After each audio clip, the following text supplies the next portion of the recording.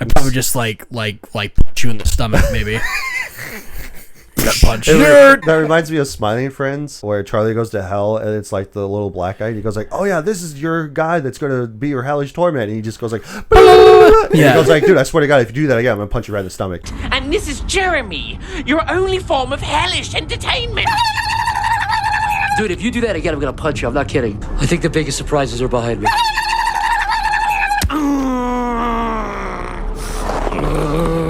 Dude, I warned you. I said I was gonna do that if you did that again. What is going on, everybody? Welcome to the RBS Cinema Podcast. I know Kung Fu. Show me. This is Sparta! I'm thinking I'm back. Why so serious? Avengers! Assemble. I'm Batman. You better lawyer up, asshole. Because I'm not coming back for 30%. I'm coming back for everything. I'll be back. You shall not pass! RBS. Lovely. Welcome, everybody, to a brand new episode of RBS Cinema. This week's episode, we are talking about Kingdom of Heaven. And before we talk about that, I'm your host, Devin. With me, as always, is co-host Jack. I'm still Jack. And welcome back, Lou, from your 2-week hiatus. So I was gone for a minute, but I'm back now. Yep, back, stronger, smarter, and arguably maybe with a better movie this time. Maybe. Hopefully. We'll see. We shall see. Yeah. So before we get kicked off with watch list and everything like that, I just wanted to say thank you, everybody, so much for being here, watching, listening, tuning in, however you guys are doing it. Really appreciate you being here, nevertheless. Would really appreciate it even more if you were to subscribe to the channel on YouTube, Spotify, and on Apple Podcasts, wherever you guys get your podcasts and stuff like that. And, be sure to leave a like, leave a comment. What movie do you guys recommend for us, as well as what you guys think of, this movie, Kingdom of Heaven? Let us know. And be sure to share this around with anybody that, likes podcasts, like movies. I want you to tell all your friends about me. I'm going to switch up the format here in the next coming months. So be on the lookout for that whenever that happens. I don't know when, I don't know what, but I do know what. So even with the coming weeks, I actually have a full list of movies that we're planning on talking about. Yep. So, Yeah. Devin has told me numerous times about his plans. So yeah. Oh, even just for let's go. the coming weeks too. yeah. So, but any horror other than that, Lou, how you been? Last couple weeks. Busy. So busy. Yeah. And it's been a shame that I've not been able to make it. We've just been absolutely slammed with last minute wedding stuff the past couple weeks. We kind of found ourselves in a bit of a bind, so I haven't been able to make my way over. Been out of town a lot, handling stuff with the venue and everything, but Yeah. I'm glad to be back and ready to roll. There we go. Sounds great. Jack, how have you been? Good. Oh, okay. Not super dead tired? No, not this time. This past work week was a little Hectic, but nope, everything has been good. Just gearing up to move into a new apartment next month, so I get the keys in a little under a month. So gonna be moving in there pretty soon. So I gotta gear up to move a bunch of stuff. So other than that, pretty good. So I was telling Devin that I may have needed to keep this podcast short for this episode, but I no longer need to do that. So we canceled our lunch plans after 12:30 today because you were telling my mom was sick. So you were telling me that you were gonna go have lunch with your family and stuff. Yeah, but that's not happening anymore. So we don't have to rush this if we don't need to. So okay, We can enter flow state. yeah, good. My magnum opus is opening right now. My third eye, if you will. That's not what that means. I know what magnum opus means. I was making a funny joke, Jack. Sure. Yeah, I'm doing all right. Thanks for asking, guys. No, I'm just kidding. I knew he was going to set that up. It's the old I'm book. okay. Nothing really to report. Just keep grinding away. For because you've been gone the last couple weeks, I've started doing Devin's Gaming Corner. So not necessarily like starting as a thing, but just from time to time I like to talk about certain video games. So I'll keep it pretty brief and short. So I finished Bully finally. It was pretty good. I really enjoyed it. I can understand the appeal behind it, but I'm like, it's it's very far away, like things that you have to do, and then once you fail a mission, the thing that irritated the hell out of me was that once you failed a mission, you were stuck at that location and you couldn't just restart it. You literally had to go to where you started it and then just like, okay, here's the marker, so now I'm going to stand in the marker and that'll start. Kind of like regular GTA games. Yeah. But other than that, like it was okay. It was fine. So but I moved back into doing Far Cry 6 again, so I'm not even halfway through the game, and I didn't realize that when I stopped, like I don't know, a year and a half, 2 years, something like that, when I stopped, I didn't realize I was not even a quarter of the way through. It's a big game. It is. It's huge, because like even me and Jack were talking about like these games, and he asked me a really good question. He goes like, has there ever been a game that you stopped playing, like you started it and you just stopped, and then you moved on to something else, and then you went back and beaten it, or you played it again? And I was like, yeah, definitely, like the Far Cry games for sure is high up there on my list of games that I've like stopped and then I went back to play. Well, my question was more so along the lines of like a game that you didn't really vibe with at first, and then you came back to it, and then you fell in love with it. Yeah, that's more what I was talking about. Like a game that like you didn't like at first, and then you gave it some time not playing it, and then you came back and you're like, oh my god, this game is great. Why didn't I play this the whole way through? Right. And I almost feel like it's more gratifying when, even if you like the game and then suddenly you just like stop and you forget about it, and then you come back and then it's you get the nostalgia from the time when you first played it, and then you see it through. Yeah, because that's what I did with Black Flag a few years ago. Because when I first played Black Flag, I only got probably about 60% of the way through the game. Yeah, and then when I re-downloaded it once I got a PS5, then I went back and finished the whole thing top bottom, or beginning to end. Yeah. And it was just like the craziest feeling ever.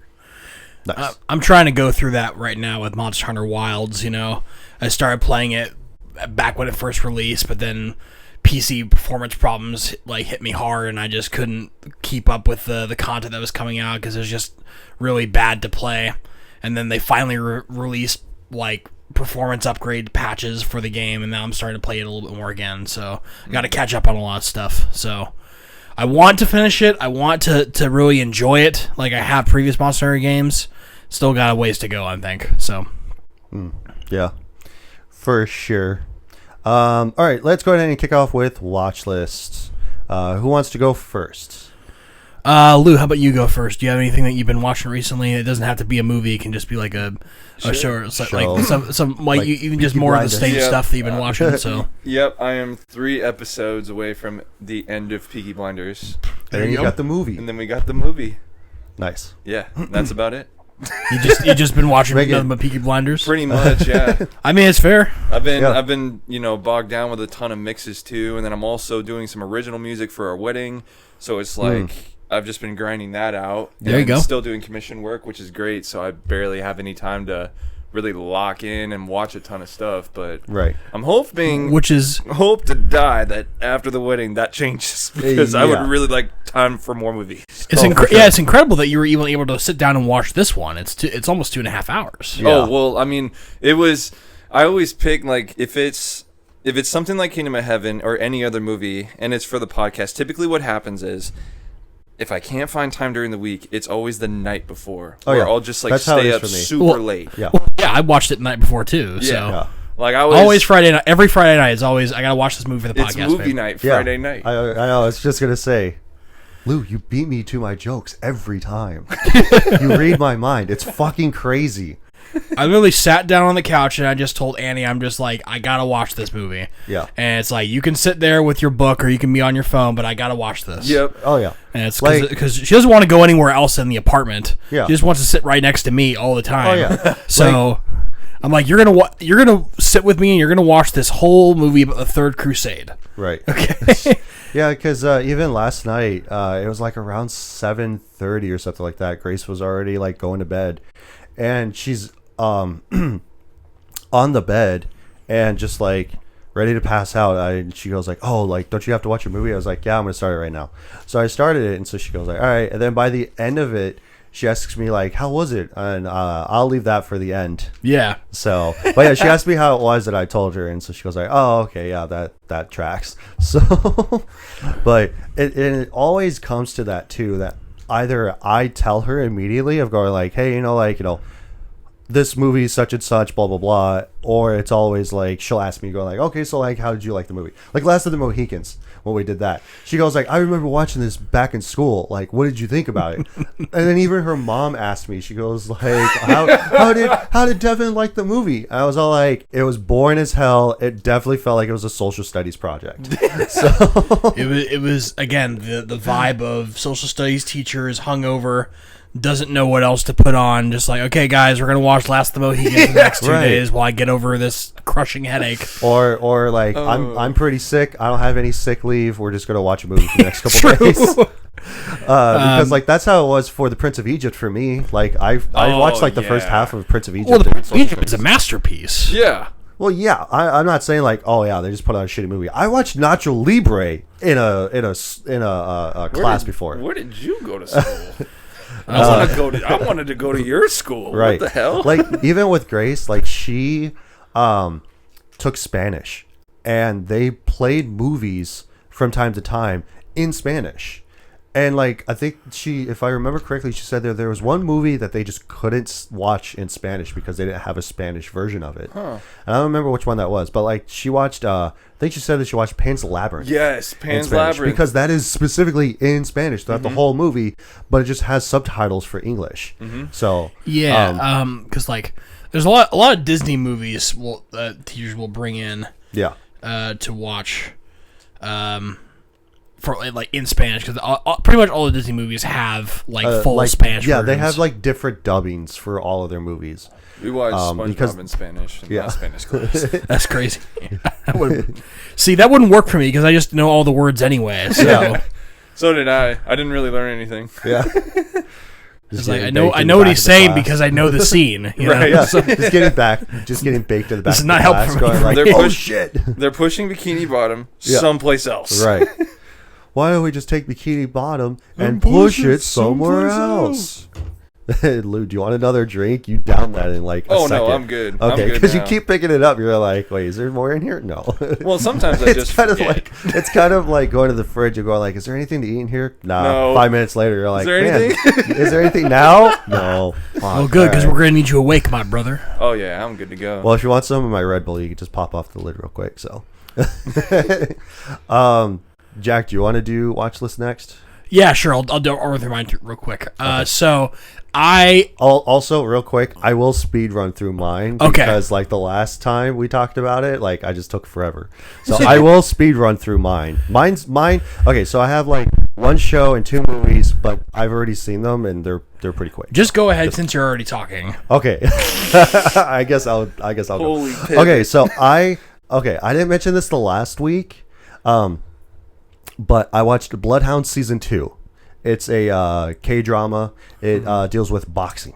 Okay. So it's actually really, really good. I Interesting. definitely highly recommend it. Me and my wife started watching this because we both agreed, like, hey, like, I think it would be cool if you were to watch some of my stuff that I'm interested in, because I always have to watch stuff that you're interested in. That's fair. Whether that be movies or shows or whatever. I'm like, Sure. okay, fair enough. And so even for us, we're still going through Dragon Ball Z. And we just watched the BoJack Unbound movie, which is super goated. Trunks is her favorite. Well, future Trunks, I should say. Yeah. And then we're going to start the Majin Buu saga after. And so she goes like, I think it would be fair since, we watched Dragon Ball Z, which is something that you're interested in, I'm okay with, but, like, why don't we watch stuff that I'm interested in too, that matches both of our stuff? I'm like, okay. So we started watching Bloodhounds. Season 2 just came out earlier this month in April. And it's really good. Like, I think it's better than season 1, arguably. but it has to deal just the whole synopsis of the show. It has to deal with this boxer. In the first season, his mom gets in trouble with these loan sharks, but they're kind of fishy about it. No pun intended. But they have like a really high interest rate, and it's like, oh, you have to pay it back within 24 hours. And so like their family gets caught up in this whole debacle and trying to take them down. So then as the series goes on, he gets help from this old guy who used to be a loan shark, but then he became like a good loan shark, to be like, hey, like, I'll give you this money, don't worry about paying it back. Whenever you can, just pay it back with no interest. And that was his whole thing. And he gets help from him, so that he's able to pay off the loan sharks, and then they get a team together to try to take them down. And then in the second season, now there's an underground like fighting UFC like Fight Club, like kind of like Fight Club almost, where it's on the dark web that you can watch it and stuff. Whoa. So they try to take them down in the second season, and then they open it up kind of sort of for a third season. But it is, I think it's already been confirmed that they are making a third season. So it's super good. It's super well worth it. Crunchyroll or it's on Netflix actually. okay. It is a Netflix original joint, for one. Two, I highly recommend that you watch it in the actual Korean dub and not in the English dub. Oh, always. So, because the English dub is trash. So, As it often is. yeah. So, next up on my watch list, I have Benchwarmers. Classic, late 2000s comedy joint. Yeah, that's a good one. Rob Schneider. And I loved it. I bought it on digital because I was like, oh yeah, I remember this movie, I love it. I was gonna buy it for $15, but then I think it was like later on that week, I was like, nah, I'll wait up until I get paid again. And then it was on sale for $8. I was like, dude, I'm so glad that I fucking waited. Like, now I got it for $8. But yeah, it's still a funny joint. It's got Rob Schneider, David Spade, and the guy from Napoleon Dynamite. I never remember what his name is. So Yeah. Oh yeah. the memes in that are hilarious, where they go like, okay, we're gonna test your hand-eye coordination and reflexes. So you're gonna do catch and release for a hot potato, and they're like, hot potato. So then they start throwing it around, and then the guy from Napoleon Dynamite, Clark, he just holds on to the potato and doesn't let it go, and then you see it sizzling. Let it go! He's just sitting there, he's like, he's like, they're like, let it go. He throws it out the window. It's so funny. And then last up on my list, I have Hostels Part 3, which How's it spelled? Is it hostel? Is it like hostiles or is it hostels? It's hostel. Like, I'm going to a hostel. Oh, okay. Hostel. Yeah. And so this is the third movie, the last movie in the trilogy. Part 1 and Part 2 were directed by Eli Roth, who, if you remember, Jack, is the Bear Jew from Inglourious Bastards. So he directed both movies, and then this third one was a non-bullshit guy, whatever. He just decided to continue the story. So for those of you that don't know what Hostel is about, it's pretty much torture porn is what it is. And the thing about it too is that it's a lot more gruesome than Saw. So because like it's That's literally impressive. people inflicting pain onto others. Not to get too much into dirty details about it, but like part 1 has to deal with these friends. They go backpacking in Amsterdam, and then one by one they're all like basically like taken, and then they're like held into a room, and then they're basically like, played with for the most part. And then it just turns out that it's like an really big high society like group that have like a bloodhound tattoo somewhere on their body. And that's what they do, is that they buy human beings, and then they pretty much like do that thing, and then they do that.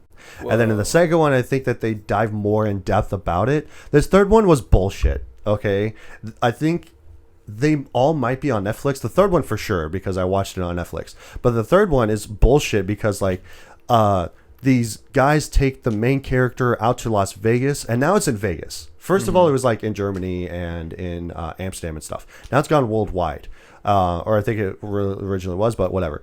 But in the third one, it takes place in Vegas, and these group of friends, they take their friend to Vegas for a bachelor party without his fiance knowing about it or whatever. And so then they get all caught up into this whole thing. By the end of it, the main character, like his best friend that instigated this whole thing, is a part of this. And then he just goes like, why the fuck are you doing this? And he goes like, oh, I'll do anything for pussy. Because, and here's the thing. This is the thing that fucking went like, oh, okay, I'm on board with this. And then this is what fucking sealed it for me. Go like, dude, this is fucking stupid.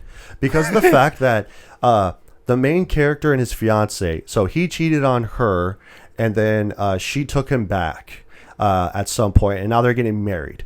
And the guy's best friend and his fiance were together back in like freshman year of college or something like that, and then like she broke up with him, and then that devastated him to where like now he's just like a millionaire tycoon type guy or whatever. But yeah, the whole thing is that he goes like, why are you doing this?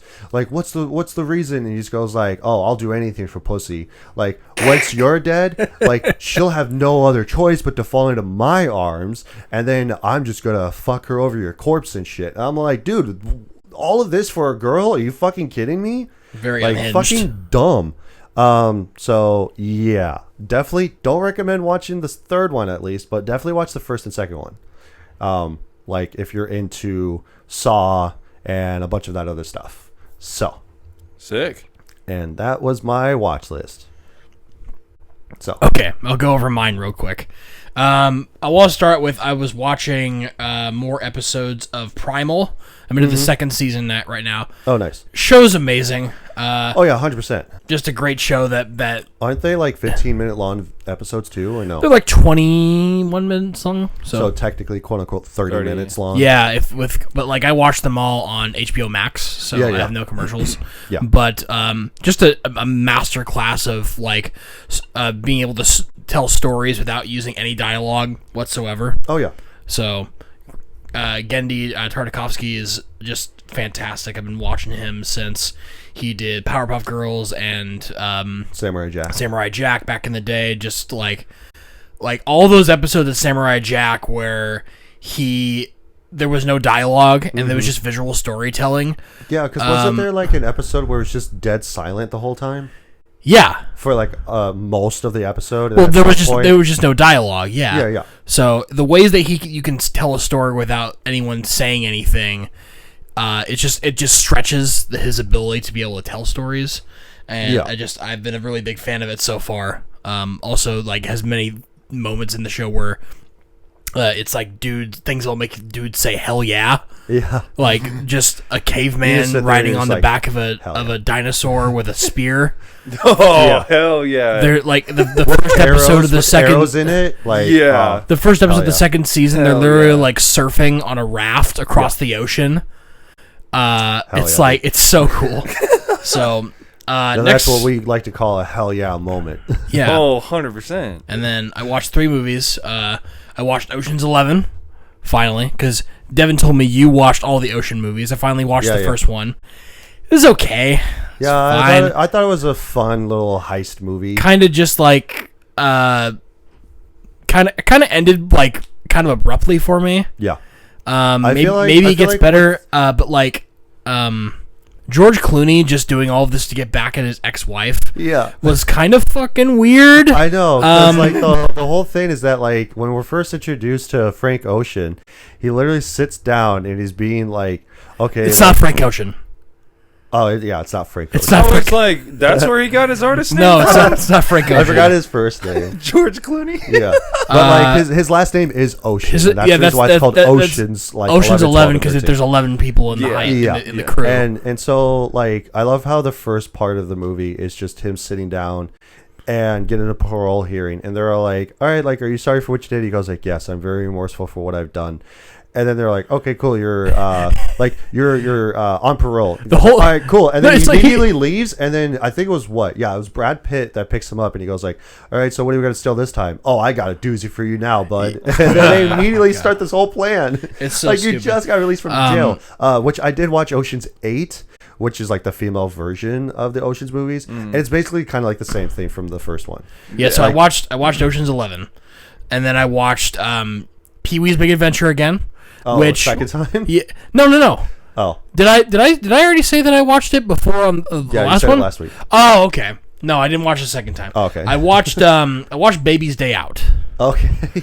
Yeah, he mentioned Baby's Day Out. What was Yeah. it, like last week?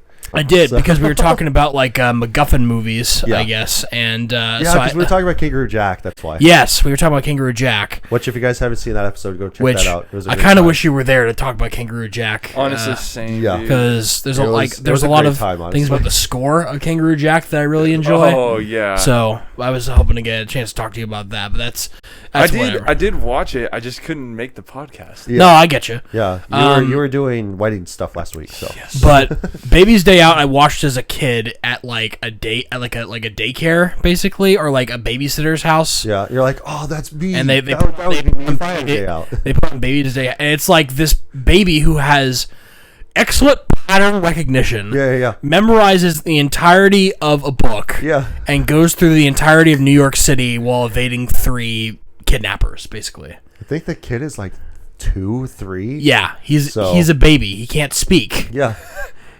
And like these guys, they're just trying to grab him because like he has something that they want. You almost no.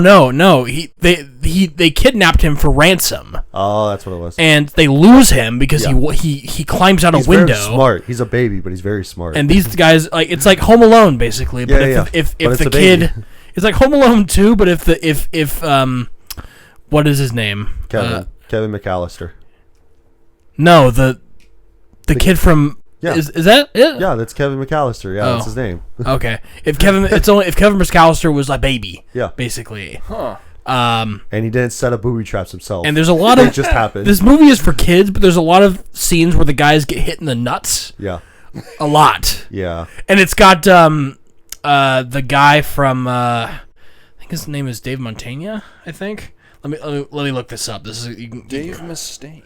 No. The only thing I remember of hearing about Dave Montaigne is from Waterboy. I was like, Joe. yeah. No, Joe Montaigne. Yeah, Yeah. that's what it was. He's who if you don't know who he is, That's the dude is from Criminal Minds, right? Yeah. Yeah, it is. Yeah, that's what I Yeah. thought. So see this guy be like walking around and he's like a bumbling idiot Right. and he's a criminal and then like Whoa. well they're like the Three Stooges basically. Dude, that's insane. What a contrast. Yeah. Yeah. Now I got which one was that? It's Baby called Day it's, Out? it's Day called Out. Baby's Day I'm Out. definitely gonna watch that. It's on Disney Plus. I feel like So- I feel I like need to it's see that. I feel like it's a good movie to just like, You feel so bad for the 3 guys by the end of it. we'll call it vibe with. If you know what I mean. Just lay on the couch and vibe with this movie, you know what I'm saying? Yeah. That's a point. Yeah. Yep. And yep. I think that's it. That's all I watched. Cool. Oh, I watched one more thing. I watched I watched there the was more. I gave it some sorry, time. real quick. I watched a documentary about the Murdaugh murders. Okay. The family in South Carolina. That documentary on Netflix, that 4-part series. Yeah. Mm-hmm. I watched that, and it was like probably the second time I've watched it because I really find it fascinating. I like true crime documentaries. Was that a Time to Netflix time. original too? Yes. Yeah, dude, all those seems Netflix like that- originals, yeah, I was gonna true say. crimes, are just top notch. I still have yet to watch that one about the mom texting death threats to her daughter of going like, you should go and like, jump off a pier or something. Dude, Faith and I just watched that a few weeks ago. Yeah. That was you'll love that. Because It's like I remember so hearing twisted. about it like when that first came out, everybody was ranting and raving about it, and I'm just like, oh man, I should check this out. I never have. Conversations with a Killer is just unbeatable. Yes. They like Ted Bundy, like Yeah. John Wayne Gacy. Yeah, Gacy's are insane. Yeah. Ed Gein. They did Ed Gein. As well, well. they did again, and then they did what's The his face? twins. The twins, and they did the guy who eats people, the cannibal. Yeah, Jeffrey Dahmer. Dahmer. I was like Jeffrey Epstein. Yeah, No, Jeffrey Epstein. Well, close. No, like, he might have. Ron Jeffrey. maybe. Maybe. So anyway, Maybe not that's so wrong. Yeah. that's the last thing on my watch list. Which, did you guys see that apparently there's this guy that looks like Jeffrey Epstein that lives in Florida, and he keeps like going on like the news and stuff, and he goes like, I'm not Jeffrey Epstein. I thought you were about to say he lives in Florida and he actually moved to Jeffrey Epstein's old house. Yeah, that's what everybody thinks, and it's like kind of like the Elvis or the Tupac theory, right? Well, it's like they're not dead; they just like fake their death. Well, does he? Or like Michael Jackson. Does he live in Palm Beach? I don't know if he lives in Palm Beach. I don't remember. He lives somewhere in Florida, but If so, that's very unfortunate. He's had many different interviews. Like I saw this one interview that he was a part of where he got asked like, "Have you had any facial surgery?" And he goes like, "No." And he goes like, "Are you aware that you look like Jeffrey Epstein?" He goes like, I know about him, but I don't see a resemblance." It would have been more suspicious of like, who is that? Yeah, like I don't know who's who that person is. Yeah, I see that man every day in the mirror. Uh, No, Bro, we got him. because I got a picture of him on my mirror. You know, Bro is he's my brother. Bro's It's moving Spaceballs. like he's my cousin. Keep firing, assholes. Bro's moving like Kira Yoshikage. Yeah. You know what I'm saying? All right, let's actually talk about Shout out Kingdom to of the people who Heaven. got that reference. Jump in. So I'm stoked to hear what you guys thought of this movie. yeah, so we'll talk a little bit about the nitty gritty of the movie, and then we'll move on to our actual discussion about it. So, Cast list. Is it gonna bare be- bones of what the movie is about Balian of Ibelin travels to Jerusalem. You already messed up, folks. It's Balian. Balian. Oh, Balian. it's Balian. This guy I thought didn't it, watch I thought the it was movie. an E. I don't have my even glasses watch on, and it's very far away, so I thought it said Balian. So, my bad. Balian of Ebelin travels to Jerusalem during the Crusades of the 12th century, and there he finds himself as the defender of the city and its people. Do you guys agree with this? Yeah. Okay, cool. Got director Ridley Scott coming back. I do not specifically remember what he did that we talked about previously. We probably haven't, but I mean, we can talk about what he has done.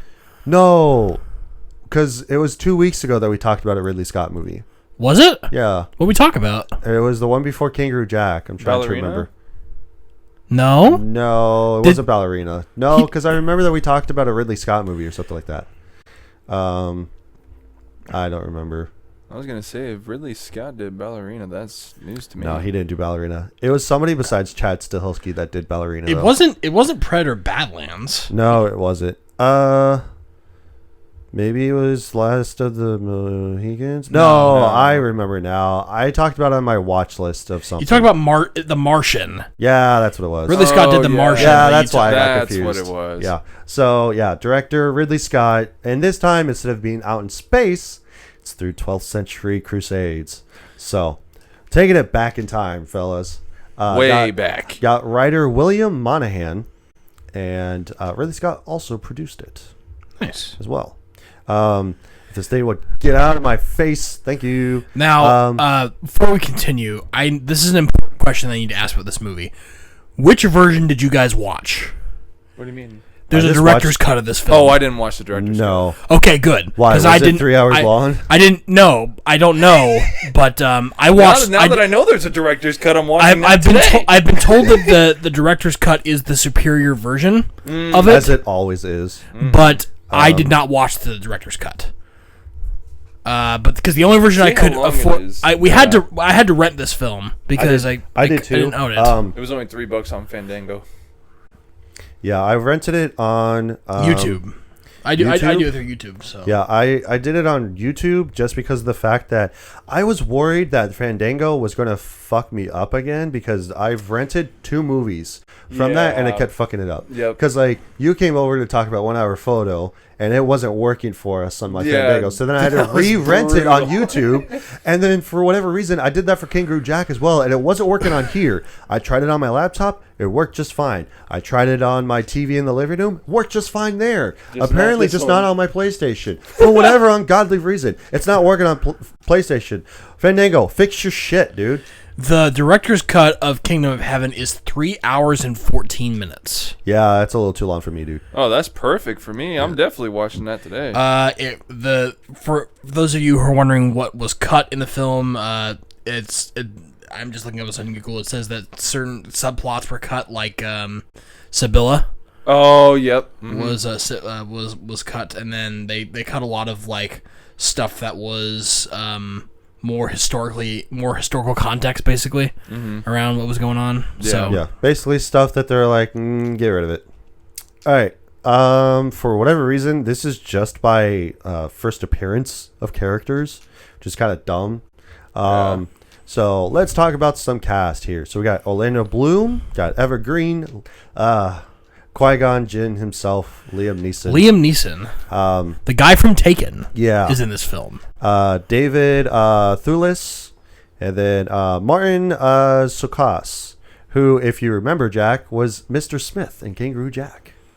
So The dude that plays Owen Gray in Grey's Anatomy is also in Dude, this. there are a couple other ones that I noted. For one, I forget what his name is, but there's a guy in this film who plays Professor Slughorn in the Harry Potter Yes, films. Yeah. he's the dude that I don't remember his name.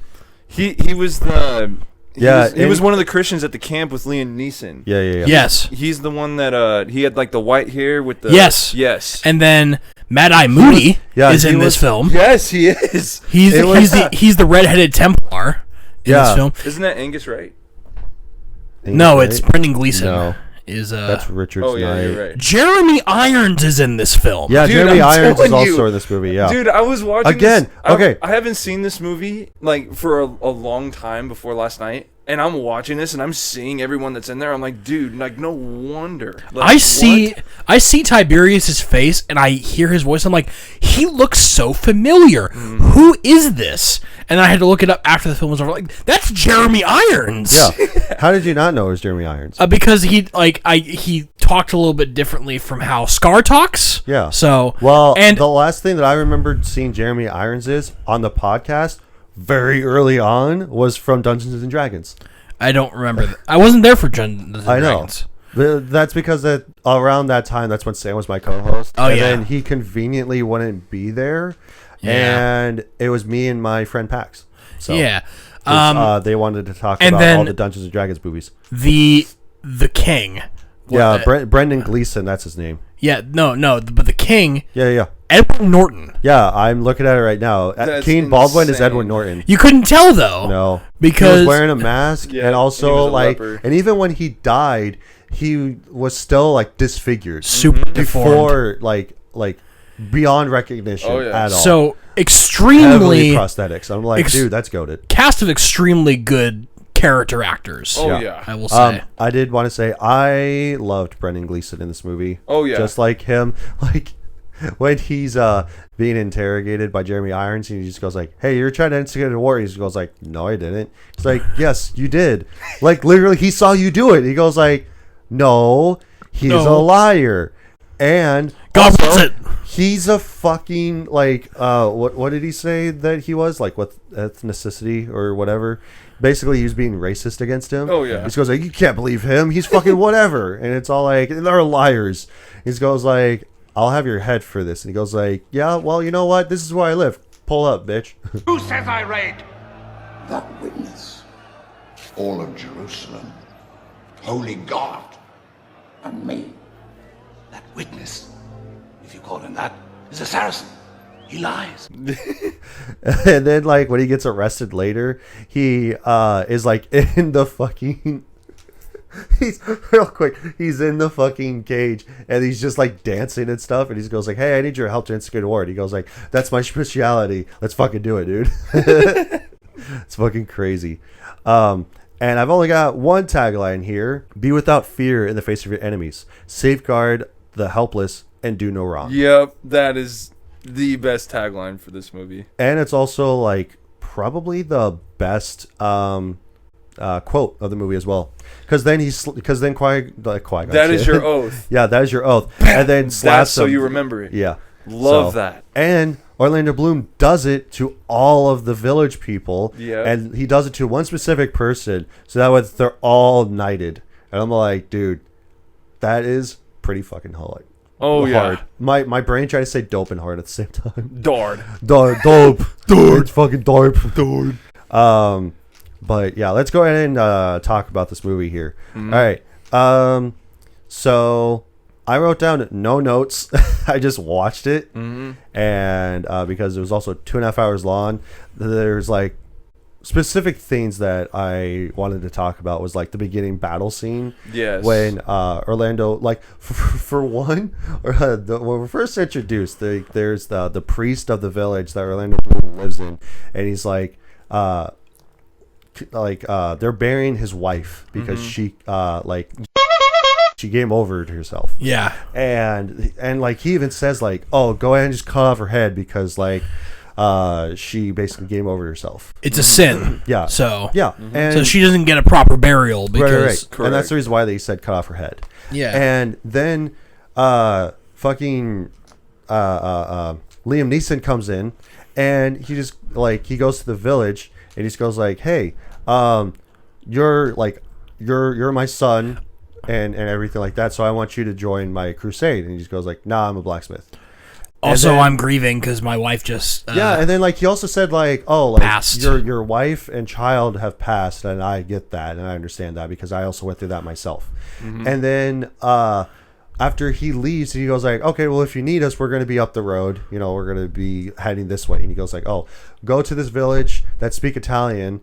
Keep going up until they speak something else. Something else, yes. And like that's where we're going. It's And like, then oh, okay, cool. And then the priest comes in and he just goes like, oh, you're like, you know, your wife was a whore. She's not going to heaven. She's actually going to hell. And like, I don't think he said that. No, I think he said there's nothing for you here. The town no longer wants you. Go to Jerusalem. Right. And then because of the fact that and he also said that like, oh, if you think that your wife is in heaven, she's in hell actually. Because he tries to sugarcoat it and he goes like, no, what? Fuck that. Actually, your wife is in hell. He goes, you'll have a chance to redeem your wife from hell if you go to Jerusalem. Yeah.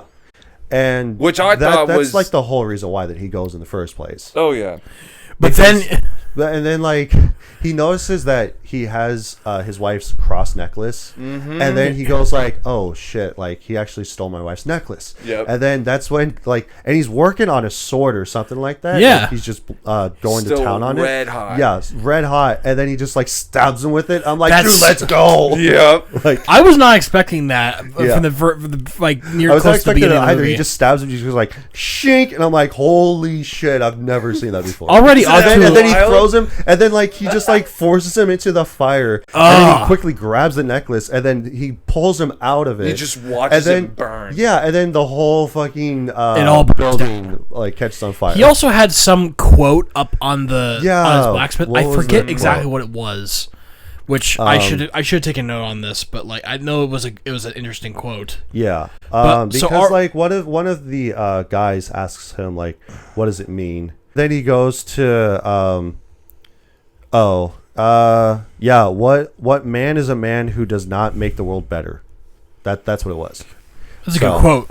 And then like it, and like even looking it up on here, it says like it signifies personal responsibility, integrity, and the idea that true righteousness comes from proactive, ethical actions to help others rather than religious dogma or blind obedience, which is the whole theme of this whole movie too. Like the fact that later on in the movie he asks his like the bishop about like, you know, am I doing the right thing? He goes like, don't let what other people say or like let God judge you. Only go by what's in your head and what's in your heart. Yeah, pretty much. And like that is what God wills. So like if you think that you're doing something good, then do it. Right. Obviously, don't just go around like mass murdering everybody. Yeah. But even when he goes to their little camp that they made, he after catches up this- with his dad and his and then he goes to their camp, and then he just goes like the sheriffs basically show up. They're like, hey, we need to take him, and he goes like, they have a right to take me. Yeah, and then he just goes like, well, you're not going to take him. And he goes like, many of you will surely die. yeah. And because like fucking Liam Neeson takes no shit from anybody. He And especially plays, like- after the battle, he just goes like, oh, yeah, like they had the right to take me. Yeah, but it was the way that they asked. Yeah. So And it's like, like, I have a I right like that. I have a right to take you as well. Yeah. Because you're my son. It's Yeah, like, and then he goes like, "Oh, well, this man is wanted for murder." Well, yeah, I've also murdered people. yeah, I've also, So, and he goes like, "Well, you they're are crusaders." Yeah, Like, and he goes like, "Well, you are a lord, so I will give you the road." and So- then they just completely ambush them. yeah, Oh, yeah. they From got all ambushed sides. by arrows, and And they everybody gets sti- fucked up. And then Like- then they ended They up ha- still losing the battle. They have bows and crossbows. Oh yeah, like the fact that everybody got demolished from Liam Neeson's like crew, even with the one dude that looked like a Viking that had an arrow Arrow through his through his throat. throat. I was so all like, sad dude, that you he fucking- died because Yeah, I'm like, I was That like, was so badass, Yeah, bro. I was just like, in any other normal movie, like, oh yeah, I got cut in the, like, I got hit in the throat with an arrow. Oh, I'm dead. going down. No, No, I'm he- gonna fuck up as many people as I can before I fucking. bro's a It's like- berserker. Yeah. for yeah, sure. dude, and it's like it just He captures. went God of War mode, is what he did. Yes, like and he it went just God mode. it just captures how raw the Middle Ages are with that clip right there. It's Oh, like 100%. everything that you think that you know about the Middle Ages is him personified. Yeah, and also that just makes it such a hell yeah moment where it's just like you look at that, you're just like, hell yeah. hell yeah. Like, even for me, I was like, oh shit, what? I was all like, because like when I first started this up, I'd be like, oh, okay, fucking whatever, like Snorefest, whatever.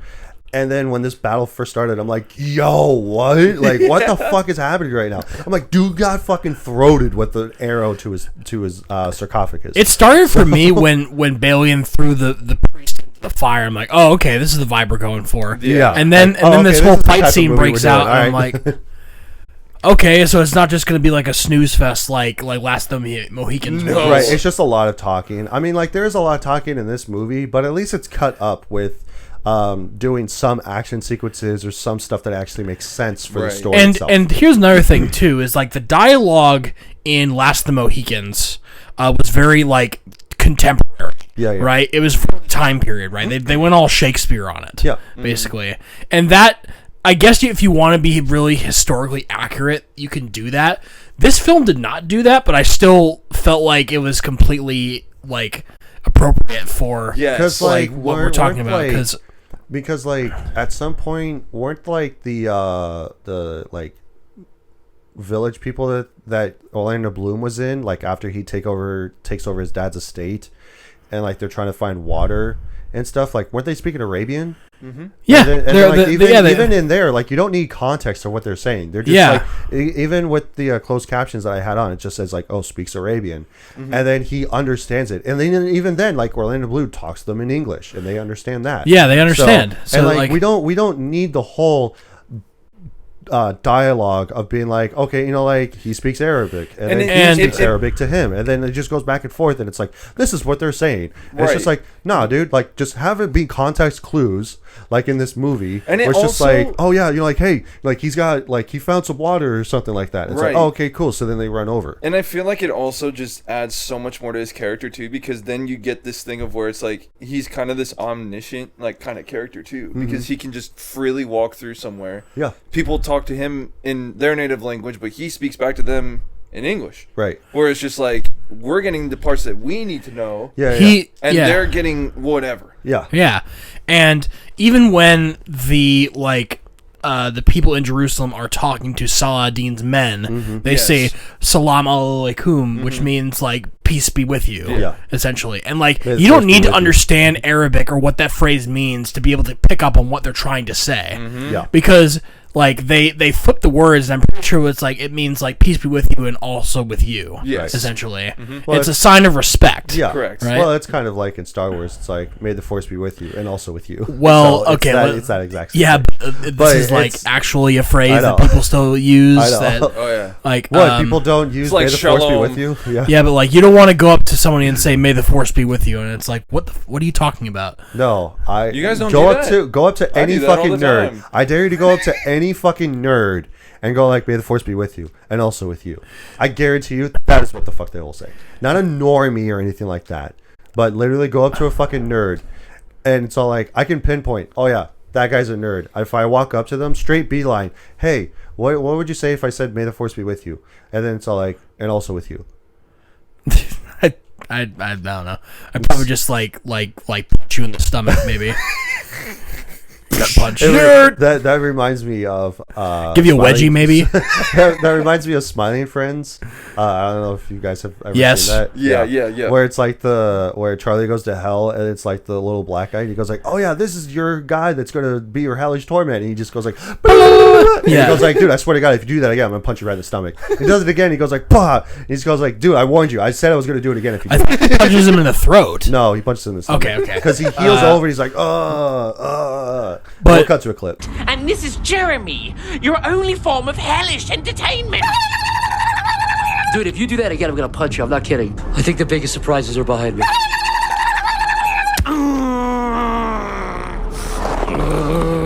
Dude, I warned you. I said I was gonna do that if you did that again.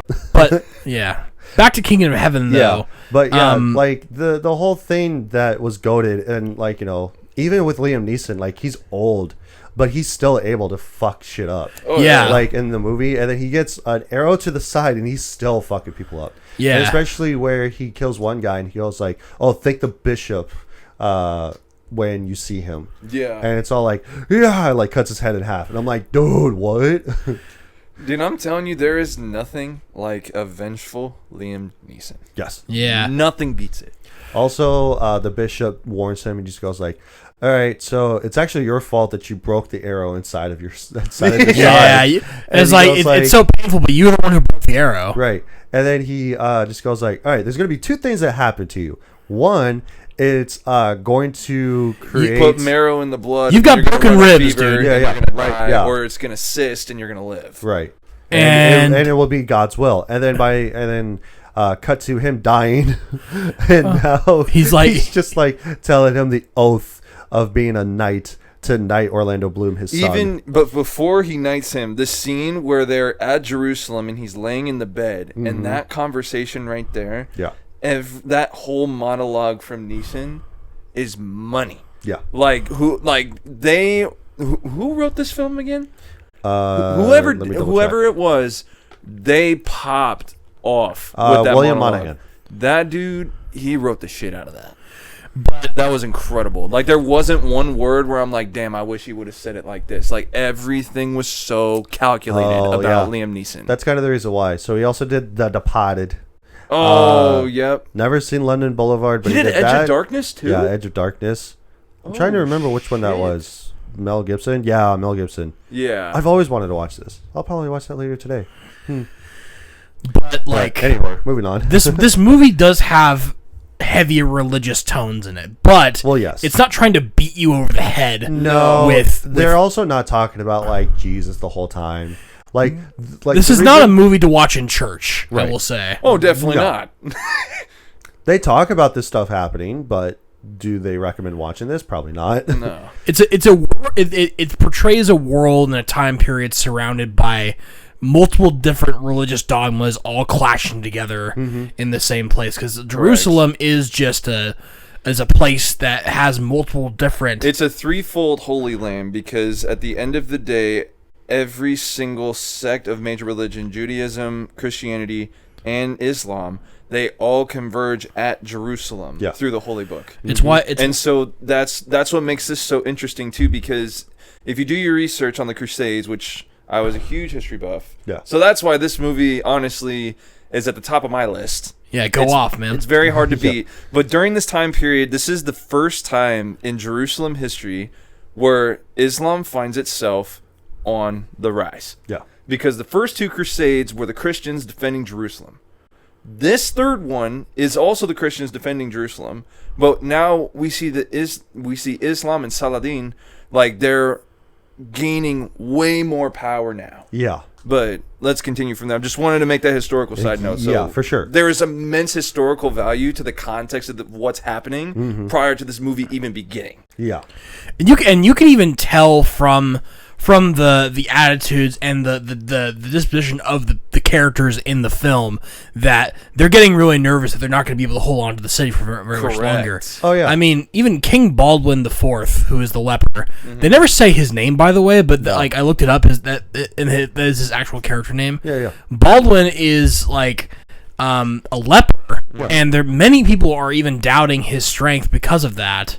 And then there's all these whole power struggles underneath the people who are already in control of Jerusalem. That it was so almost effortless for Saladin to just amass his forces and then be able to come around. Mm-hmm. But yeah, because the Christians found themselves at an actually vulnerable spot. Yeah, with a leper king. Also, it's insane. They weren't in Jerusalem when he gave that speech and he was knighted. They were in Messina. That's right. It was Messina. They were in the port. Yeah, because he was about to cross the sea to get into Jerusalem. You're right. Yep. Yeah, because he parts ways with the priest. He says, "I'll meet you in Jerusalem." That's right. Yeah. And then, thanks for the fact check on that. Yeah, and then like he immediately they get shipwrecked. Like he goes, the shipwreck scene is there, very interesting. Yeah, he goes too. like the way there is going to be really treacherous, so just be careful. And then like literally the ship wrecks. He wakes up on the fucking beach and he just goes like, "What the fuck just happened?"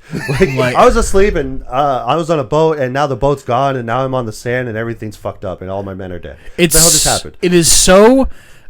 I'm so glad they didn't like spend too much time on his journey across the sea. Yes, right. Yes. It was just more like detrimental of knocking this the fuck out than just being like, "Hey, so we're gonna go on this fucking 5-day boat ride like across the fucking pond," like the beginning of Assassin's Creed 3. Yeah, dude. Yeah, God, awful. And it's just like cool. So I get to just stand here and do fucking nothing, and it's just like all these characters are talking about fucking nothing. Yeah. And nothing is happening. So why are we showing this? Like, nope, I'm so glad that Ridley Scott did this because of the fact that if it was anybody else, this would have held on for way too much longer. Dude, yeah. And it probably would have been the same fucking length, but they would have had to cut out a lot more stuff that would have actually made the movie a lot better. Yes. Nope. Balian gets on the ship. There's a little bit of footage of them sailing into a storm. Ship capsizes. He wakes up on a beach. Boom. We're done. We're done with the ship. That's 100%. all we needed. That's all we needed. And now he's traveling across the desert, and there was a horse there that also miraculously survived. But right. Instead like of it's him and a horse, and it's all like, wait, is this Destiny? And I'm so glad do I that have a he horse now? didn't immediately get on the horse. The horse ran away. Yeah. Because that's conflict. Like, Right. okay, and crap, also, now very realistic too. And also given the fact that he's like very lethargic, he's like stumbling as he walks because like literally he's probably fucking dead tired because like when we're first introduced to dehydrated, him, hungry. dehydrated, hungry, sleep deprived because like even when we're first introduced, he has these fucking bags on his eyes. Yeah. To where it looks like that he's losing fucking sleep. And it's probably because like, his wife just died. And he lost his child. So, like that could be so understandable that he's probably a little bit tired and hungry and thirsty. Right. And then he just walks across the desert and then he just stumbles across, like he finds water at this pond and then he starts drinking it. And then all of a sudden the horse just casually comes into frame and he goes like, wait, is this Destiny again? This horse came back. And then he's like, hold on, wait a minute, buddy. We're in this together, right? I can't survive without you. You can't survive without me. Let's just fucking call it a friendship and let's move on. He keeps being told, like he's being told and he keeps telling people that like God doesn't know me and I have sinned. I don't think I have very much sway with God. Right, and but that's then why he all goes these to things, Jerusalem too. When he wakes up from the shipwreck and he's traveling through the desert and again he finds the horse, you start to realize that okay, maybe no, this guy has God on his side. Yeah. Right. And this guy is a good person and he's going to be rewarded for that. And like basically. that's the reason why that they keep saying like, oh, it will be God's will. Because they don't say, oh yeah, God will help you out. No, it's whatever God decides is going to happen. It's going to happen. Yeah. And like you can't force anything, you can't change anything. Whatever happens, happens. Yep. Like that's literally the whole mentality of this movie. And I actually think that's actually pretty good because like even for me, as I've gotten older, I just go like, it is what it is. Like I can't change it. There's nothing I can do about it. It is what it is. Like, things are going to run their course and things are going to play out however. So and it's just like other people will pray that they will want help versus in this movie they show even if you pray to God, is God actually going to answer back? Probably fucking not. if I'm being honest. And then they'd go like, you know what? If it's gonna happen, it's gonna happen. It's God's will. Mm-hmm. It's just gonna happen, dude. Right. Like, and especially like when they go to the last battle, and the new king of Jerusalem goes to war. And Guy de Lusignan. Yeah. Which is a character. Yeah.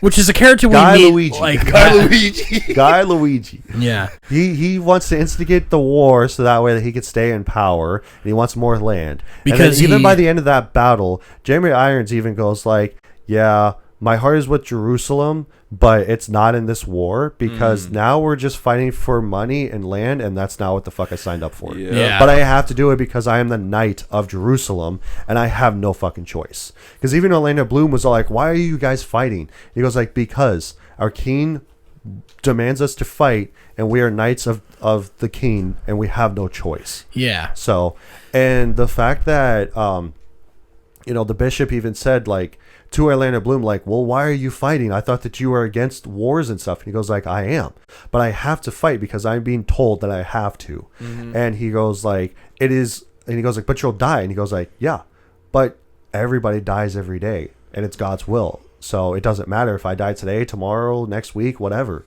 So it's God's will. I eventually will die, whether I die in this battle or I die of pneumonia later on. It doesn't matter. So I was just like, damn, shit goes fucking hard, dude. Yeah. Yeah. But yeah, and then like when he meets whoever it was, I don't remember his name. He's one of Saladin's, either he's one of his commanders or his generals, perhaps. Yeah. But we don't know that until later on. Right, because like the one guy spoilers. that's specifically speaking Arabic and the guy that translates it for to him. Orlando Bloom, he goes like, what is he saying? He goes like, oh, that's his horse. He goes And like, it's no, like, it's no, not. I rode with this horse on my I boat. I found this horse at sea. Yeah. Or I pulled this horse from the sea. Yeah. And then he just goes like, But well, it's on my his, land. Yeah, it's on his land. So it's his mine horse. now. Yeah, and he just goes like, that's not how this works. And he goes like, well then, he either wants you to fight or he's gonna like, or you're gonna be dubbed as a liar. He goes like, all right, fine, fuck it, I'm just gonna fight you then. Fine. And then they end up fighting, and especially the one guy that's speaking English to Orlando Bloom just goes like, all right, dude, stop, knock it off. What are you doing? And then he ends up getting his throat slit. He It's just introduces like, himself hell yeah, as, I'm the Baron of Ebeline. And he's like, I thought he was older. right. And he keeps saying, Ebeline, stop. Right. And then as they go into the village, he just goes like, hey, he goes like, oh, you can leave now. And he goes like, oh, wouldn't you rather have a slave or something? And he goes like, no. He goes like, I abhor slavery, and I don't think I would ever do it, and I don't really think anyone else should either. right. He just goes like, it's like, you can fuck off. Like, you and can take my do what horse you're too, saying. by the Yeah. way. He was like, take my horse. I don't need it. This is a good Oh, horse. okay. Yeah, this is a good horse. You keep it. He goes like, oh, okay. Cool. And then he says something like, your courage will be known along amongst your enemies. You've slain a great cavalier in the army of Saladin, that your enemy will know you far before you meet them. Yeah. Which, like, dude, that again, the way they wrote it is like, it's literally, it's extremely poetic. Yeah. But like in the moment, you're just so like so locked in at that point. The way that they say it is so great. Instead of just going like, oh, you're what is it? Like your title will precede you, Right. or the story Like, that you've done today will precede you. Your enemies Right. will know who you are. Like, far Right. before like, you meet them. and Yeah. I really thought we would never see that guy ever Oh, again. 100%. And Because then then he walks through the village. He goes and like he asks like a shopkeep or something like that off to the It's like, side. where was He the goes place that Christ was crucified? Yeah, and he points at the big huge building with the cross on it. And he just goes like, "Oh, okay, cool." And again, there's no like language barrier, No. difficulty. No, not like at he all. completely like that's common like a comedy film. Yeah. Where a character goes to another country and they can't understand what he's saying. They're like, "What? Like you wanted some coconuts?" And it's all like, "What?" But no, dude. I'd imagine that people in Jerusalem get asked that question so many times. Yeah.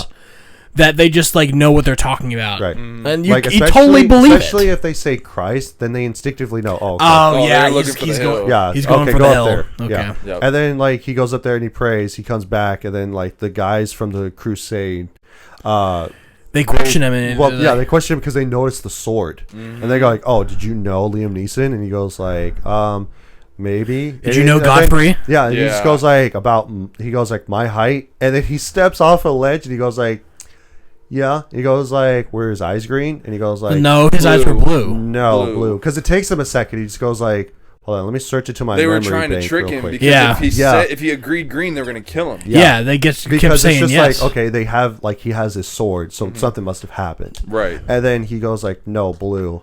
And he goes like, all right, come with us. You must be the new Baron then. Yeah. Come and on. then it cuts to him like waking up.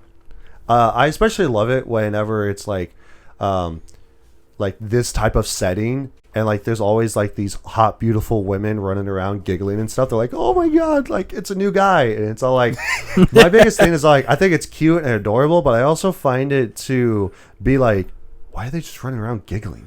Like, what? Like, it makes no sense to me. And it's all like, oh my god, like, you know, he's got a six-pack, he's pretty hot. And- Like, oh my like, god. Here's another thing, like, And then like you would find like their like eldest sister, quote unquote, come in, like the housekeeper or whatever. They're like, okay, girls, run along, and they go like, oh my god, like, you know, he's pretty hot, right? Like all that shit. Open up the curtains. Okay, time to wake up.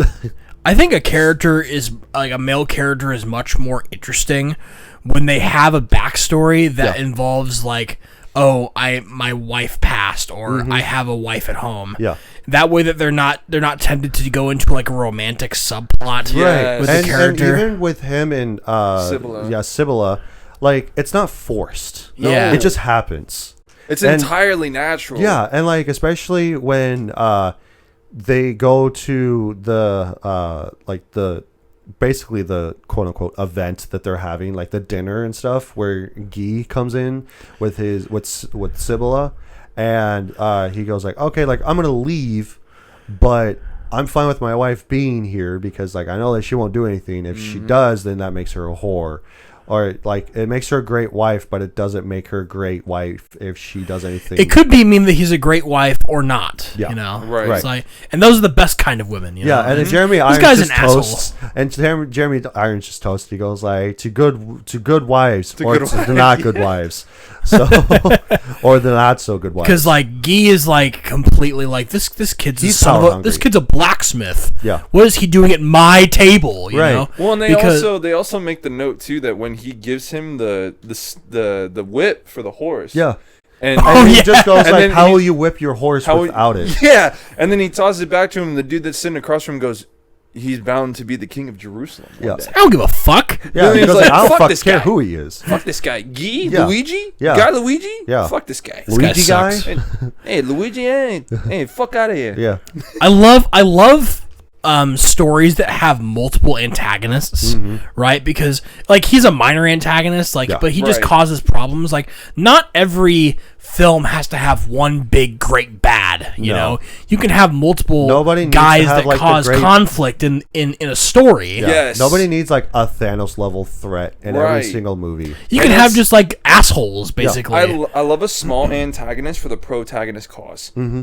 Because it's like you could just tell. It just builds the friction just enough within Yeah. the protagonist group to where it's like, okay, this is going to be very interesting. Yeah, There's just that underlying tension throughout their entire appearance. More stories need to have small little assholes. In Yes. them, you know? yeah, that's for sure. They Like, make just- the experience 10 times better. Because then maybe that person who's kind of a jerk turns into like maybe someone you can root behind because the main character changes them Yes. a little bit. I do love the fact that like Guy gets done drinking his wine from the goblet, and then he throws it to the side, and the guy catches it. I was just like, "Oh, man, yeah. that's a baller move, dude."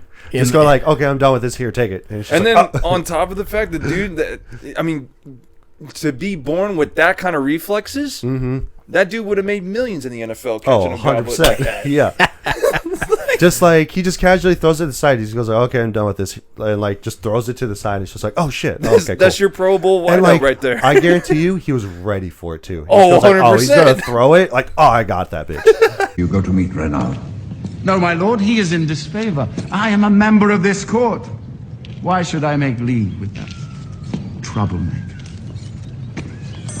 Like, And 100%. then after dinner, Tiberius takes Bellion to see the king, and it's the first time that we get to see him, and he's wearing these white robes, Yeah. right? And he has a silver mask, and this is really interesting character design because it's kind of unsettling, but at the same time his reputation precedes you. This is a king, you need some respect. Yeah.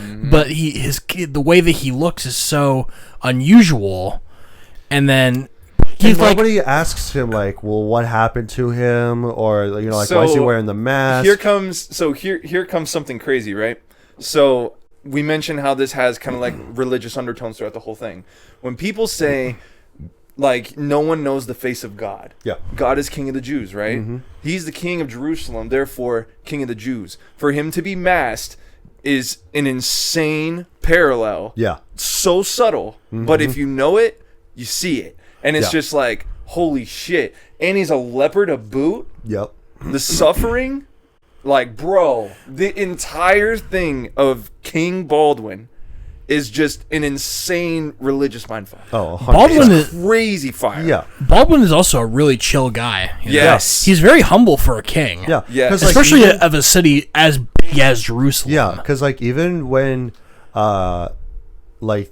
Orlando Bloom is in the middle of the first wave of the war that's starting, like Baldwin and the other like king meet face to face, and then they go like Saladin, yes. yeah, and then so they start talking to each other, so that way there's no more casualties or anything like that. Because this is not the first time that these two No. rulers have like crossed paths. Yeah, and like they want to mitigate as much warfare as there is, because it's like neither party wants to actually fight, but if it comes down to it, they will fight. And the whole reason this conflict started is because one of the Brennan Gleeson, the Mad Eye Moody guy who has He great instigates- character design, by the way. Yes. The red highlights in his hair, Yes. like it lets you know that he's a bad guy. Right. Like you can already tell, like, oh, this guy looks really scary and weird. Well, like he's a shady fuck, and it was like what I mentioned earlier was the fact that Jeremy Irons questions him of going like, you instigated a fight,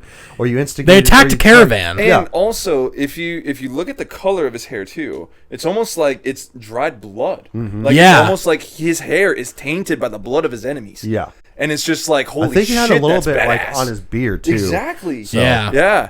It's just like, dude, like It you looks look at him so and you're different like, from any other character, really. Yes.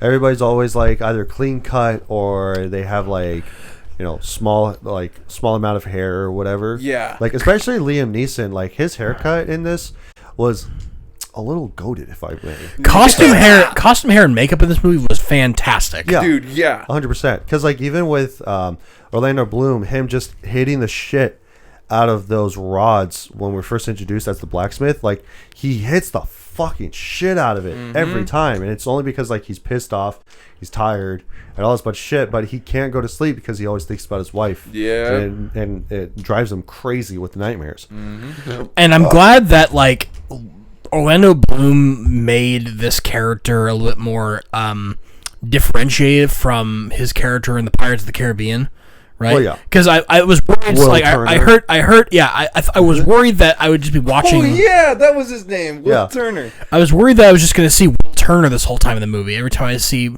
like Orlando Bloom, because he's got the same wavy haircut, but he's got like a full beard now instead of just a goatee. Yeah. So I was really worried, like, oh, I'm just gonna see Will Turner this whole time. It's just, I'm thinking it has no. He's actually pretty distinguished. No, this is around the time that Pretty people distinct. actually distinctively made characters. Yes. Like, I am this different character. It's not like The Rock where he just goes like, yeah, just put me in some like brown colored khaki outfit and put me in a jungle and now I'm somebody new. We discussed the topic of rock slop.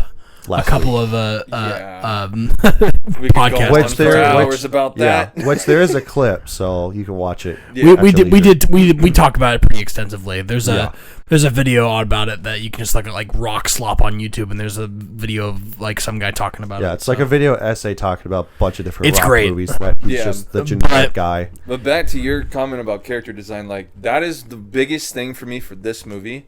The development of these characters, and like first of all, they look the part. Yeah, yeah. Even when you hear the name and you look at the face, you're like, this matches. Yeah. Everything fucking matches about every single character. And then to see how Scott or the William dude, they freaking wrote these characters and they developed them throughout the entire film. Yeah. honestly, this is a top 5 character The development film. fact that you have one director and one writer, dude, It's goated. Like, yeah, I'm you telling you. only had the one guy doing one thing, the other guy doing the one thing, and then that's it.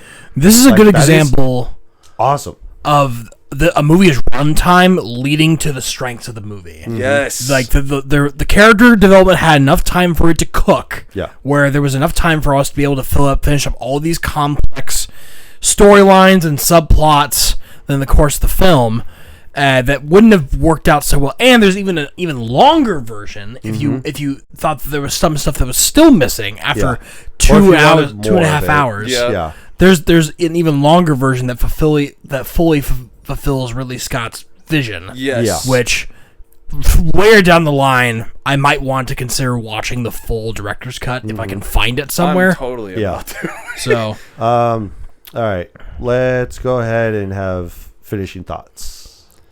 okay. The battle scene, Yeah, the final we'll battle finish scene. it off with like the final battle scene because that was intense. that was goated. The last couple of scenes, like you don't understand how imposing 200,000 men are. like when you literally, see a shit ton. Like you just see a giant line of people It's just walking up, and then they're getting bigger, and you're like, "Oh fuck, that's a lot of people, dude!" Like you don't realize how much people, like how many people that there were, and then you're just like, "Oh fuck, no!" I thought it was gonna be like maybe 50, 100 something people. No, there's like thousands of people. It's like the and they're entire all city walking. of Lincoln on a battlefield. Yeah. Walking straight line. Yeah, walking straight to you. Crazy. Yeah, And on horseback. yeah.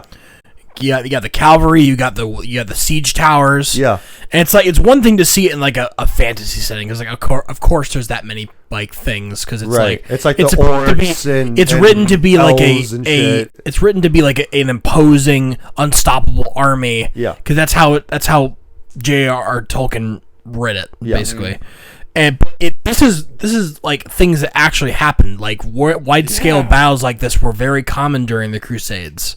Yeah. And to see like how they're able to pull it off on the big screen because these battles are always so cinematic. Where unlike Last of the Mohicans, where just stuff happens and the special effects are nothing special to write home about, there's lens flares, there's dust kicking up, blood spattering everywhere. There's like smoke and dust everywhere. The scene of the trebuchets launching fireballs into Jerusalem, just nonstop raining. It's just like that's how you portray siege, right? Yes. Like you have the classic example of them like the Lord of the Rings siege where they're attacking the last city of Gondor. What the name is exactly, like, and you have this, and it's like, it's the same feeling that you get when you watch Lord of the Rings as well, but there's like actual people that are not full clad up in makeup, look like monsters essentially. Yeah.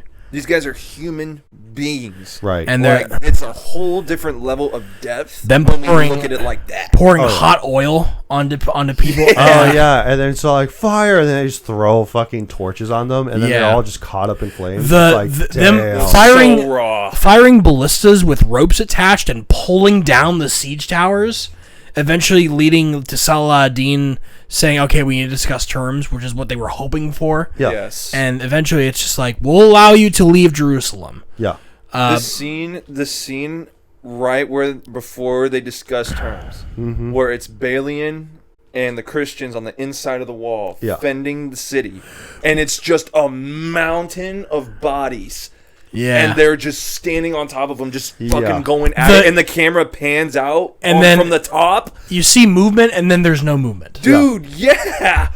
It's just like, holy shit. Right. Like, that right there, like, that's one of the most powerful cuts I've seen in a really, really long time. Yeah, and especially where Orlando Bloom just goes to them and he just goes like, "All right, that's it. Like, you just have Jerusalem." Yeah. And then he even tells them like I've given up Jerusalem because Jerusalem is not a place; it's its people, type of thing. And which is a bar. Yeah, and then like also the fact that then we see Sibylla where she after her brother's death happens. Her brother dies and her husband dies. Yeah. And then like she is all fucked up. She cut her hair. Straight Les Miserables style. Yeah. Like butchered her hair. And it's just like, oh, I don't want to be a queen anymore. Yeah. And then like even for Leonard Bloom, he goes like, hey, I've given Jerusalem. So like you got to make your way out of here. So grab whatever you can and just like head towards the ocean. If you wish, of course. Yeah. And then he goes like, and if you need me, I will be there if you need me. Right. And then so like even for him, he just goes like, well, because she even asked like, well, what does that mean for us? And he goes like, doesn't mean anything for us. Like you're still technically a queen, because she goes like, oh well, I'm a queen in these other places. And he goes like, okay, well, since you're still a queen, I can't be with you then. Yeah. And then like, stay a queen if you want to, but I'm done here. Yeah. Yep. And then then he catches up to her and he goes like, oh wait, a queen doesn't walk. What are you doing? And that's just goes like, wait, you gave up being a queen, huh? And she goes like, yeah, it was, whatever. A queen shouldn't be walking, Yeah. And it's like, well. And then cut to him waking up to being back at the village. Yeah. And then he just goes to where his blacksmith hut is. Burned down. And then there's still that quote that's on the bar. And then these other crusaders come in. The fourth crusade. We're looking for the Baron of Ibelin. Yeah. And he goes, I'm just a blacksmith. he goes like, I'm the blacksmith. Well, and I am the king of England. Yeah. And then he just goes like, and I'm the blacksmith. I'm just a blacksmith. Yeah. And then okay. and he goes like, all right. So then they all take off. We're off to Jerusalem. Yep. We come by this road to find Balian, who was defender of Jerusalem. I am the blacksmith. And I am the king of England. I am the blacksmith. We're going to take back the Holy Land. Yeah, and then him and Sibylla get on their horse, and then they ride out of town. Past his wife's grave. Yeah, past his wife's grave. Because they stop for a second, and he just goes like, oh, man. Sucks to be you. Bye! And then just leaves. And then that's the end of Kingdom of Heaven. There is one more scene that I want to talk about that I absolutely love, is when they're gearing up to defend Jerusalem. Yeah. And there's a priest in there who's like saying like, how are you going to defend Jerusalem? We don't have any knights. Yeah. All the knights left. Right. All the knights have either been killed in battle or the ones that are remaining fled because they don't want to defend Jerusalem anymore. It's like, well, anybody who's able-bodied, kneel. Yeah. Well, yeah, this was the thing. This was the thing that I mentioned earlier, like at the top of the show. Is like he knighted everybody, and he said the quote which Liam Neeson told him, and he slaps the one kid, and he goes like, "And so that's how you remember your promise." Yeah, it's like, and then he goes like, "Now rise, you've all been knighted," and like they're like, "Hell yeah, dude! Like let's fucking do this." You're all knights of Ebeline in Jerusalem. Defend the city with all costs. Yeah, so it's like, you all have a duty because your wife and your women and children are here. Yep. And I'm telling you, dude, this such a fucking banger. Yeah. It was. I was very pleasantly surprised. I'll talk about this more in my review. Yeah. When I get my rating. So, anything else before we move on? I feel like I'm missing something, but I think I've covered most of it. So. All right, so now we'll move on to this being a rent, buy, or skip. So rent is just it's an occasional watch. It's all right. Buys, of course, it's a fuck yeah type of movie. It is the best of the best of the best, sir, with honors type of movie. It is where I will literally seek this movie out, go to the store, buy it, and that way it's on my collection of other movies.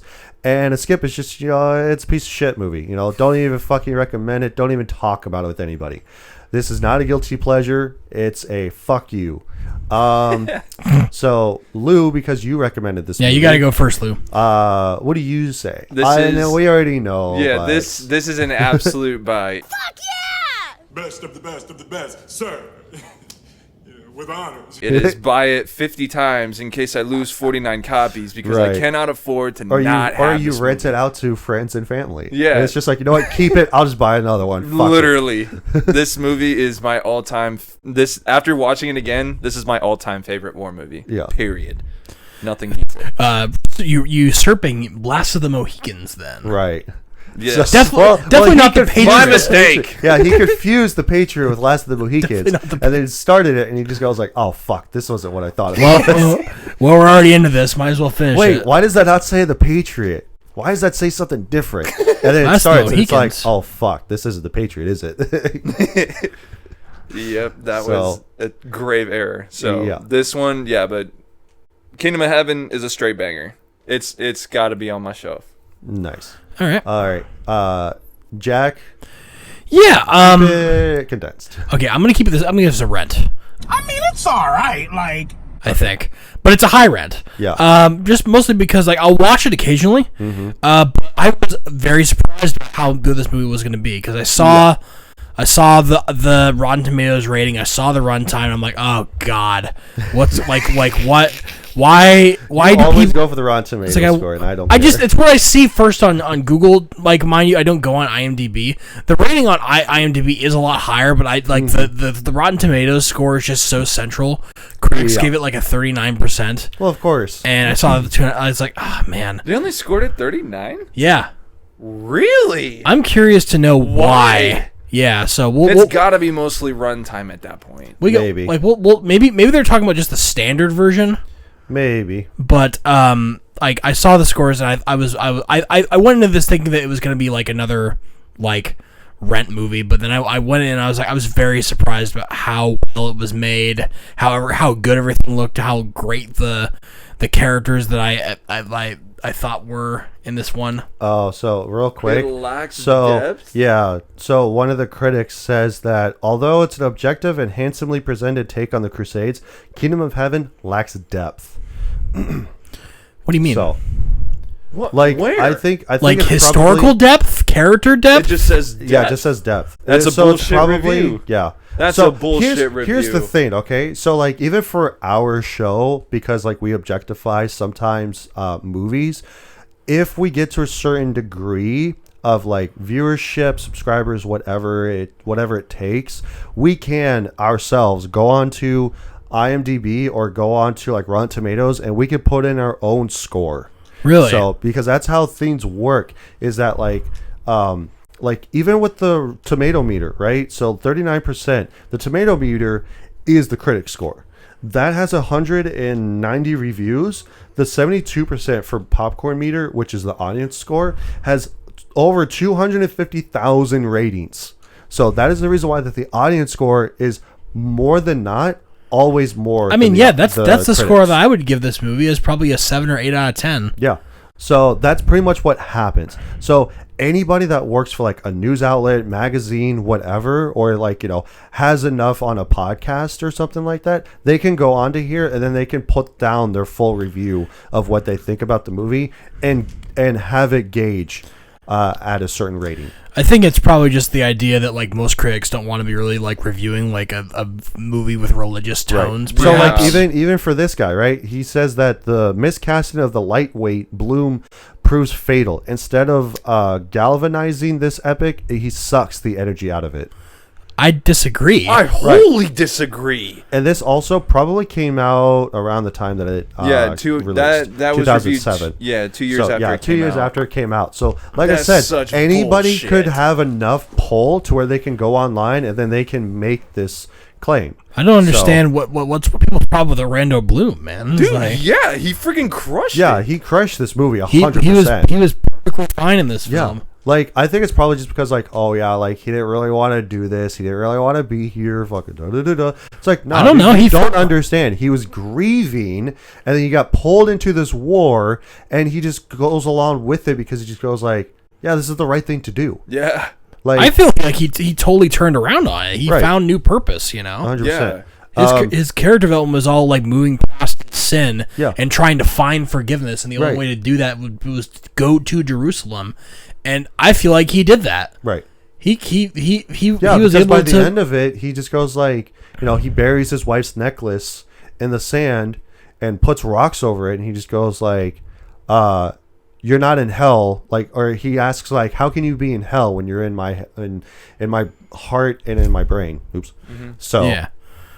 So carry on with your review. No, that's it. I'm basically done. It's just like cool. I had my first impression changed pretty quickly in this film. Yeah. And it's something that I would watch again, I think. Okay. Cool. Well, I'm actually going to be on the flip side of everybody else.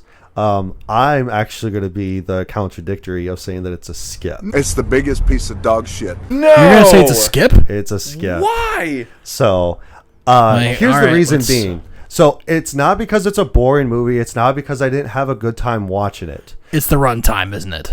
No, it's not even the runtime, because like I could watch the Batman, right? The Batman is almost 3 hours long, but I still watch that on occasion, right? But the thing about it is, it's not about the story, it's not about the characters, it's not about anything. The movie is really good. It's a phenomenal movie. I just personally don't think that I will ever watch it again, is the thing. Okay. So, because like when you texted me, I go like, hey, like, what did you want to talk about this week? And you're like, oh, let's watch Kingdom of Heaven. And I go like, oh shit, that's right. He suggested that, like, you know, we should watch this. Not on the podcast, just in general. But then when you suggested it, I looked it up and I'm like, oh God, really? And I looked at the runtime. I'm like, 2.5 hours? Are you fucking kidding me? And then like, even when I sat down and watched it, I wasn't begrudgingly like watching it. I was like, okay, well, fuck this movie, whatever. No, like I was fully engaged with this movie.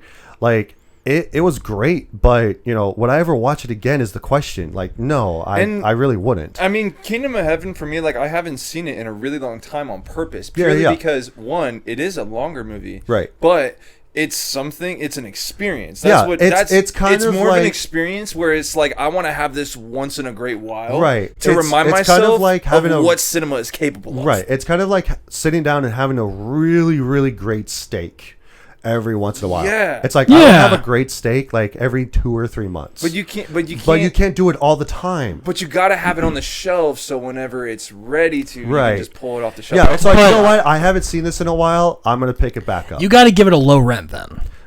If that is your argument that like you could only watch, you have to let it age, but you saying you'll never have that steak ever again. Like it was it was good, but I don't think I'd ever want to have it again. Very true. Like you have then if that's the case, you got to give it a low rent. All right. I'll give it a very like right above skip level of rent. See, and that's fair. I can live with that. It's like 1% like knocked up to a rent. I mean, it's all right. Like. But like, you know, me personally, I wouldn't watch this again. And like, even it's not really your genre though. It's like I mean, like historical I do find fiction. This stuff, like, no, I do find this stuff to be really interesting. I love a good like historical fiction, like Saving Private Ryan. Saving Private Ryan is like, you know, I think the director's cut's like 3.5 hours long or some shit like that, or it's like 3 hours long. Why am I just finding out that there's a director's cut for Saving Private Ryan? I don't think that there is, but I'm just saying as an example though. So like, you know, that movie is very long, but I still love the fuck out of it because it's such a good movie.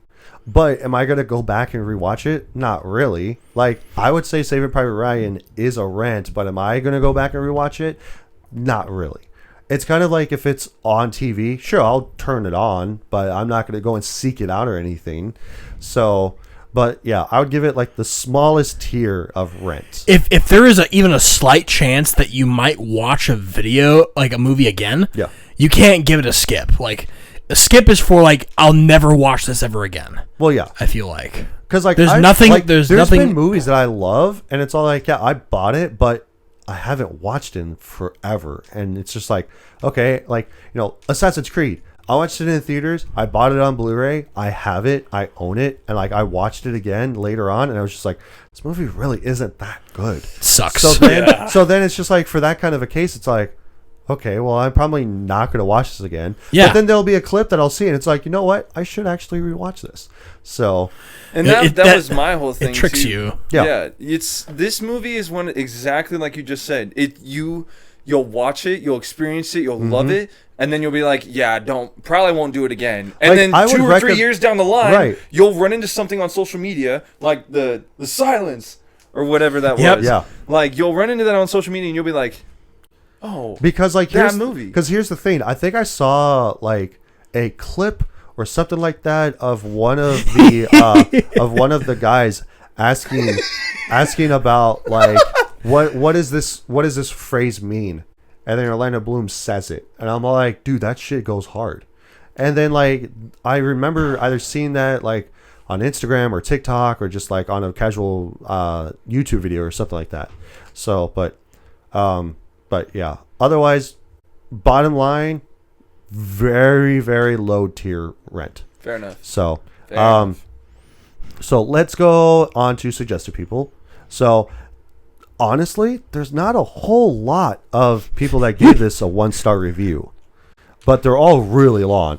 And I'm just like, I can't really like go for a long, We're gonna have to stitch those like, in. 3-paragraph long thing. So, but yeah, so like we'll go into IMDb, and because like, you know, for the most part, all of us really agree that this is a phenomenal movie. It's a good movie. Yeah, we'll go on to here. We'll do a 10, 1, sometimes both star review onto IMDb, depending on what we say about the movie specifically, and then we'll see what these people have to say about it. So because we all say that it's a pretty good movie, Lou being excluded, who says that's a phenomenal 10 out of 10, we'll see what 1-star review people have to say. So they said, read your history. Oh boy. What a One shame, of these types. What a shame Ridley didn't just use the real historic tale. It's basically dumbed down into a political statement that really incorrect content such as Greek fire being put out with water and Templars being hung from the walls of Jerusalem. The historic content, I agree, would need to be enhanced to make a good Hollywood movie, but not completely incorrect content used instead. I know such things as getting the Templar garbs wrong would only annoy a historian, but it's a little facts like these that could spoil an otherwise good film for many. It pains me to think that the general public might take this as a quote-unquote real quote of the account of the Crusades. No one thinks that. Heaven forbid. No one thinks that. No. No one's looking this. The like, only guys, this actually happened. Dude. Right. It's kind of like seeing Gladiator and going like, wow, this actually happened in like fucking whatever BC or whatever AD. What they also have to keep in mind too is even when people do research on the Crusades, the biggest thing that they talk about is the size of the armies. Mhm. And even if it's not entirely accurate, the mental picture that I got when I studied the Crusades looked damn near exactly like that without doing further research. Yeah.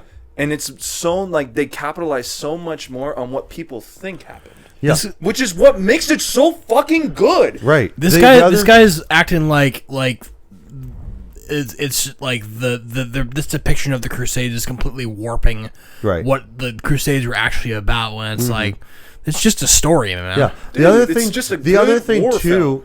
and like the other thing too is like whenever it comes to a movie like this, it always gets people interested to read more about the actual historical things that happened around that time period. Right. Like Saving Private Ryan, like ever since I've grown up and I've known about World War II, I've always been fascinated about World War II.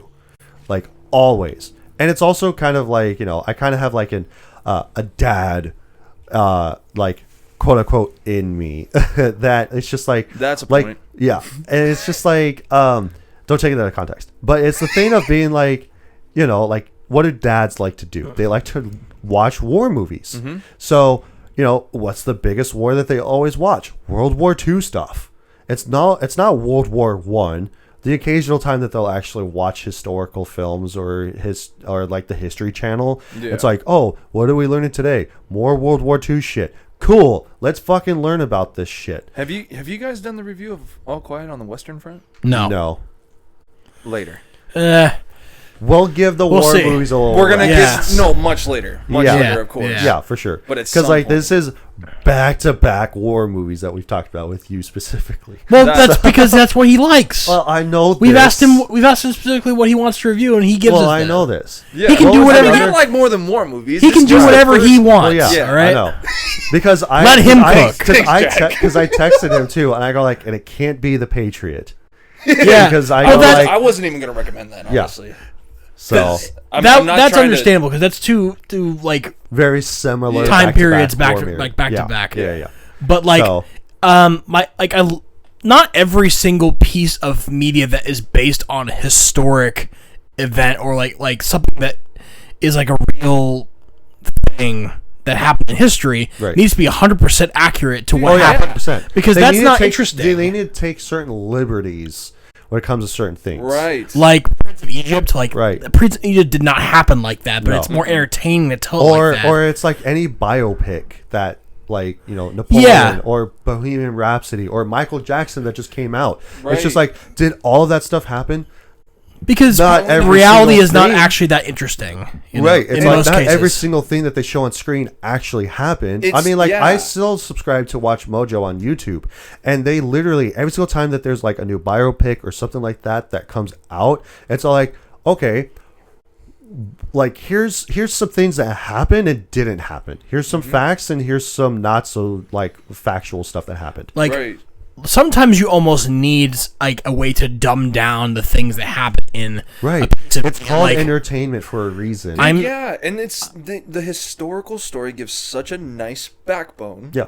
To the film. Right. And then the whole thing about historical inaccuracies in a movie like this is it gives it a different level of inspiration, like to the viewer and to the director who's actually doing the film. It's like here's your meat and potatoes. Now give it the skin and the sauce. Right. the And vast here are your majority ribs. of your audience does not care about historical accuracy. They don't. Not at all.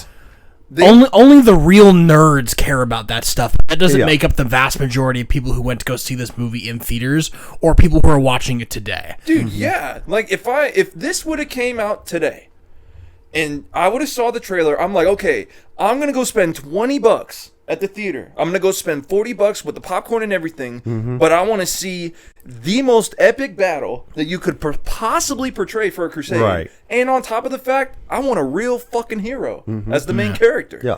And I got both of those things. Right. That's a good movie for me. Yeah. Like I'm so glad that you wore an Iron Maiden shirt today, Lou, because I was already way ahead of the program. No, but like, I want to talk about the Rhyme of the Ancient Mariner for a second. It's a song by Iron Maiden, 13 minutes long. Yes. It's a quick, short.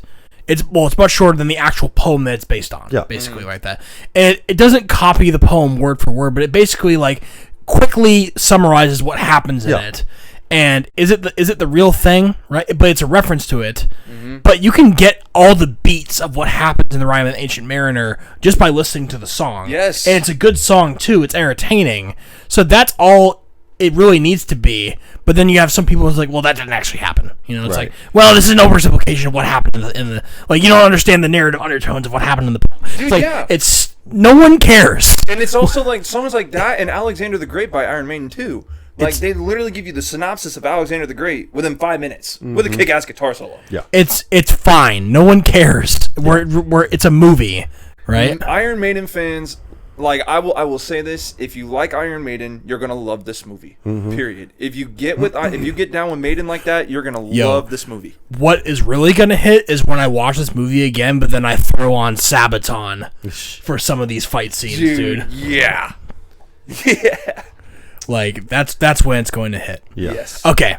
Anything else that we have I on was just Kingdom of gonna Heaven? ask. No. Sorry, we went on kind of a long rant there about I- historical accuracies and whatnot. But Yeah. So yeah, if there's nothing else, we'll call it here. So, and you know, again, thank you everybody so much for being here. We really appreciate it. Be sure to, you know, again, do all this stuff, subscribe, like, share, all that. And with that being said, we'll have something new next week. So I already have stuff planned up for the next, like, basically month. so he's got locked down. I'm fucking locked in, buddy. Let's fucking do it. So we'll be back with something new next week. That being said, Bye. Bye.